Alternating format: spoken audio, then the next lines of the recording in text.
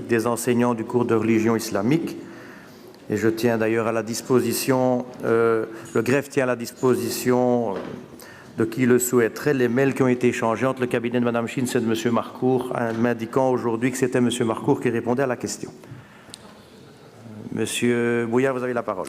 Merci, Monsieur le Président, chers collègues, Monsieur le Ministre, j'aurais préféré dire Madame la Ministre, mais voilà, puisque, bon, vous vous êtes échangé des mails, mais sans doute que dans la rapidité de cet échange, vous ne vous en souvenez pas. Et donc, je vais m'efforcer de vous poser la question et espérer quand même avoir un tantinet de réponse. Vous savez qu'il y a une formation en didactique du cours de religion musulmane qui a été mis en place, et c'est l'UCL qui dispense cette formation.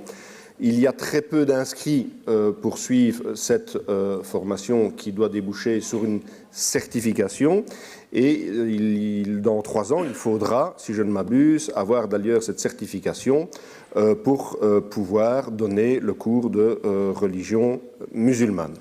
Alors, une des raisons pour lesquelles il pourrait y avoir peu d'inscrits, c'est que depuis la révision des titres et fonctions, il faut avoir un titre pédagogique pour suivre cette formation. Et donc, moi, aujourd'hui, la question que je voulais poser à Madame la ministre Schins, Monsieur le ministre Marcourt, c'est: pensez-vous que la ministre tiendra bon s'il n'y a pas suffisamment de professeurs certifiés pour pouvoir donner ce cours? Donc je m'explique, si dans 3 ans il y a, je sais pas moi, 500 postes à pourvoir et qu'il n'y a que 200 professeurs qui ont la certification, pensez-vous que la ministre tiendra bon et ne désignera pas des professeurs n'ayant pas cette certification? Parce que forcément, si on met des règles en place, c'est pour qu'elles soient respectées. Et je pense qu'à travers ce que nous connaissons ces derniers temps, il est important de tenir bon sur ce point-là. Et donc, j'aimerais, Monsieur le Ministre, que vous puissiez me donner l'avis de Madame la Ministre sur cette question. Je vous remercie. Monsieur le Ministre, vous avez la parole.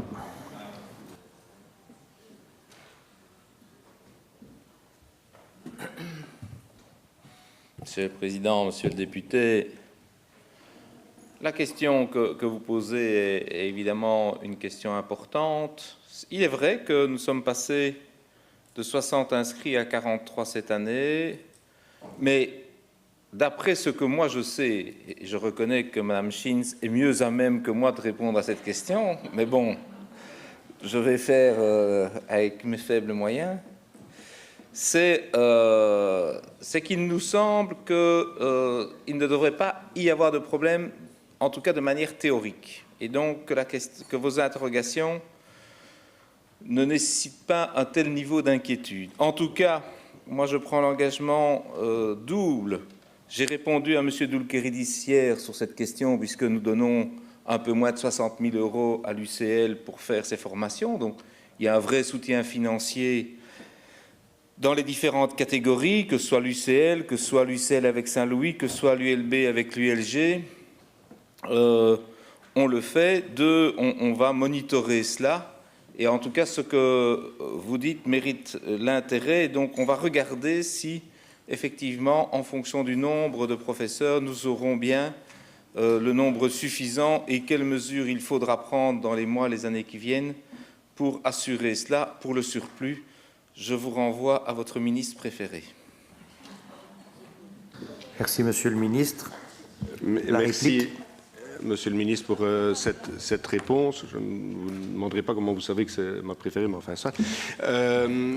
Non, simplement pour dire ceci à l'ensemble du gouvernement. Alors, il y a le débat, mais ce n'est pas ce qui nous occupe aujourd'hui, de savoir est-ce que c'est bien au service public de former les professeurs de religion, oui ou non. Ça, c'est un autre débat et on pourra en rediscuter s'il le faut. Mais dès lors qu'on prend la décision de le faire, qu'il y a des règles qui sont fixées, je pense qu'il faut tenir bon. Ne crions pas tout de suite trop fort. Et effectivement, il y a encore un peu de temps pour que l'ensemble des professeurs de religion musulmane puissent se former. Mais quand on arrivera au bout du timing pour ce faire, il faudra que les professeurs le soient formés, ou alors ils ne pourront pas tout simplement donner cours.